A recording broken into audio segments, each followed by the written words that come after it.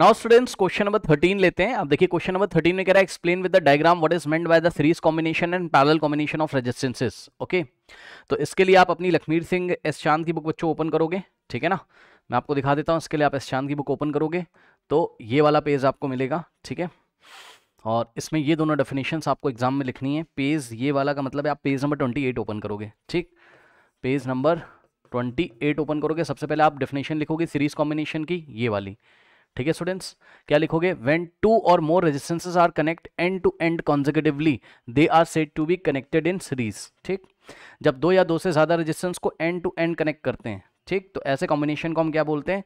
Series combination बोलते हैं, ठीक है स्टूडेंट्स। ये देखिए, ये टू रेजिस्टेंस लिए हैं और हमने इसको एंड टू एंड कनेक्ट किया, तो ये सीरीज कॉम्बिनेशन, ये वाला डायग्राम बनेगा।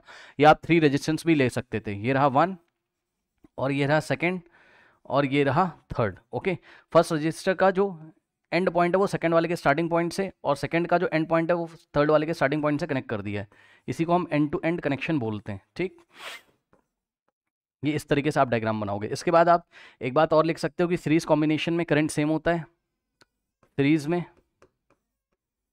दो पॉइंट्स आप और लिख सकते हो कि करंट सेम रहता है और पोटेंशियल डिवाइड हो जाता है, यानी कि वोल्टेज डिवाइड हो जाता है। ये बातें मैं आपको पहले भी बता चुका हूँ, पोटेंशियल डिवाइड हो जाता है, ये बात लिख सकते हो आप, ठीक है स्टूडेंट्स। और उसके बाद आप लिखोगे पैरेलल की definition, when two or more resistance R connected between the two point. अब इसका क्या मतलब है? दो या दो से ज़्यादा रेजिस्टेंस दो पॉइंट के बीच में जब कनेक्ट किए जाते हैं, जैसे कि बच्चों ध्यान से चेक करो, मैं आपको बना के दिखाता हूँ, ठीक है ना। पैरेलल का मैं आपको बना के दिखाता हूँ। यहाँ पे देखो, जैसे हमने टू पॉइंट सेलेक्ट कर लिए, ठीक, ये पॉइंट ए पॉइंट है और ये वाला पॉइंट आपका बी पॉइंट है, करेक्ट। इन दोनों पॉइंट, फर्स्ट रेजिस्टेंस लिया हमने, ये फर्स्ट रेजिस्टेंस है और इस रेजिस्टेंस के टू एंड्स होंगे, एक ये वाला एंड लाके यहाँ लगाया और ये वाला एंड लाके यहाँ लगाया। इसी तरीके से दूसरा रेजिस्टेंस लिया हमने, इसका एक एंड इधर लगाया और दूसरा एंड इधर लगाया। ऐसे कॉम्बिनेशन को हम क्या बोलते हैं? पैरेलल कॉम्बिनेशन, ठीक।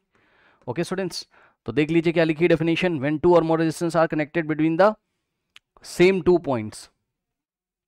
इस रेजिस्टेंस R1 को और इस रेजिस्टेंस R2 को दो पॉइंट्स के बीच में कनेक्ट किया गया है, ठीक है ना। इसी तरीके से आप R3 भी लगा सकते थे यहाँ पे, और इसी तरीके से आप R4 भी लगा सकते थे। तो ये डेफिनेशन लिखने के बाद आपको क्या करना है? आपको बताना है कि करंट कैसा होता है इसमें। तो पैरेलल कॉम्बिनेशन में करंट डिवाइड हो जाता है, ठीक है ना। तो पैरेलल कॉम्बिनेशन में क्या होता है? करंट सेम नहीं होता है, करंट डिवाइड हो जाता है। करंट डिवाइड हो जाता है यानी कि हर एक ब्रांच में अलग अलग करंट आएगा और पोटेंशियल डिफरेंस सेम रहता है, यानी कि वोल्टेज सेम रहता है, ठीक। सो पीडी का मतलब पोटेंशियल डिफरेंस क्या होता है? आपका सेम होता है, ठीक। तो बस ये टू रेजिस्टेंस का आप डायग्राम बना के आ जाओगे और ऐसे दिखा भी सकते हो आप, पीछे से करंट आई आ रहा है तो ऊपर वाली ब्रांच में I1 चला गया और नीचे वाली ब्रांच में कितना करंट चला गया? I2। ओके स्टूडेंट्स, तो दोनों रेजिस्टेंस में अलग अलग करंट जाएगा, इसलिए करंट हम क्या कहते हैं? करंट डिवाइड हो जाता है और पोटेंशियल डिफरेंस सेम रहता है, ठीक। तो बस यही बातें आपको यहाँ पे लिखनी है, इतना मेरे को डिटेल में एक्सप्लेन करने की इसकी जरूरत भी नहीं, क्योंकि सीरीज और पैरेलल आपको पता है क्या होता है, ठीक। इसका स्क्रीनशॉट ले लीजिए, क्या क्या लिखना है, डेफिनेशंस लिखनी है दोनों, है ना। ये डेफिनेशन लिखनी है आपको, अपनी बुक में अंडरलाइन कर लो। अगर आपके पास बुक नहीं तो आप यहाँ से अपनी कॉपी में नोट कर लीजिए ये पूरा, ठीक। करेक्ट, ये डेफिनेशन लिख दिया आपने। अब उसने आपसे क्वेश्चन क्या पूछा है?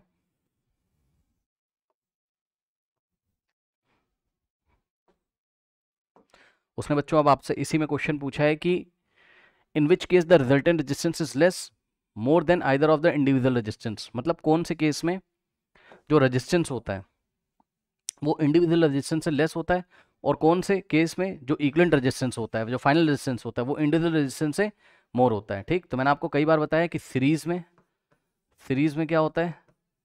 सीरीज में जो इक्विवेलेंट रेजिस्टेंस आएगा बच्चों वो इंडिविजुअल रेजिस्टेंस से क्या होता है? मोर होता है। एग्जांपल के तौर पे आप इस तरीके से एक एग्जांपल दे सकते हो कि मान लीजिए आपका 2 ओम का रेजिस्टेंस और 4 ओम का रेजिस्टेंस सीरीज में लगा हुआ है, ये सीरीज में एग्जांपल दे सकते हो इस तरीके से आप, ठीक।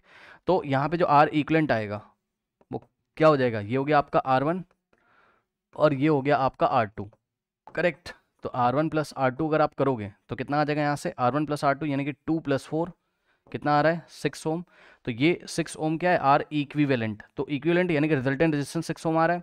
तो ये 6 ओम जो है इंडिविजुअल से बड़ा है, हर एक इंडिविजुअल से बड़ा है, यानी कि जितने भी रेजिस्टेंस सीरीज में लगे रहेंगे सबसे इसका आंसर ज़्यादा है, चेक कर लो, 6 2 से भी ज़्यादा है, 6 4 से भी ज़्यादा है, ठीक। इसी तरीके से इन्हीं दोनों रेजिस्टेंस को आप एग्जांपल यदि आपको देना है एग्जाम में तो आप इनको पैरेलल में कनेक्ट कर दीजिएगा एक बार, ये 2 ओम, ठीक, और यहाँ से ये हो गया आपके पास 6 ओम। इसको पैरेलल में लगाने के बाद, ठीक है, यहाँ पे आप पॉइंट दे देना, ए पॉइंट बी पॉइंट के बीच में लगे हुए हैं, ओके। अब इसका इक्विवेलेंट रेजिस्टेंस निकाल लेना, आपने पढ़ा हुआ है पैरेलल में 1/R equivalent is equals to क्या होता है 1/R1 और प्लस 1/R2, और इक्विवेलेंट रेजिस्टेंस निकाल के दिखा देना। ये एग्जांपल है जस्ट वेरीफाई करने के लिए कि जो इक्विवेलेंट रेजिस्टेंस होता है पैरेलल में वो इंडिविजुअल से लेस आता है। देखना भी जो आंसर आएगा वो 2 से भी लेस होगा और 6 से भी लेस होगा, ठीक है। चलो तो यहाँ से आ जाएगा 1/2 और प्लस 1/6, सॉल्व करिए। 1/R equivalent is equals to, यहाँ से देखो बच्चों 6 और 2 का एलसीएम कितना आता है 6 आता है, 6 को 2 से डिवाइड करोगे 3 आएगा, 3 × 1 3 होता है, और प्लस 6 को 6 से डिवाइड करो कितना आएगा 1 1 × 1 1, तो यहाँ से हो जाएगा 1/R equivalent is equals to 3 + 1 4/6। Now taking reciprocal on both side reciprocal कर दो, तो यहाँ से हो जाएगा R equivalent upon 1 is equals to 6/4, इधर भी रेसिप्रोकल इधर भी रेसिप्रोकल। R इक्विवेलेंट अपॉन 1 क्या होता है, R इक्विवेलेंट होता है इज इक्वल्स टू, इसको देखो 2 2 ज़ा 2 3 ज़ा, और 3/2 कितना होता है 1.5 ओम होता है, ठीक, 1.5 ओम। ये रेजिस्टेंस की यूनिट का सिंबल है ओम, ये लीजिए, ठीक। तो इस तरीके से जो इक्विवेलेंट रेजिस्टेंस आ रहा है 1.5 ओम पैरेलल कॉम्बिनेशन में, ठीक, ये पैरेलल है आपका, वो इंडिविजुअल से लेस आ रहा है, चेक कर लो 1.5 2 से भी लेस है और 6 से भी लेस है, ठीक। तो यहाँ पे हम क्या करेंगे, यहाँ पे हम लिखेंगे लेस कहाँ पे आता है, लेस आता है आपका कौन से कॉम्बिनेशन में, पैरेलल में। ओके स्टूडेंट्स, नोट कर लीजिए।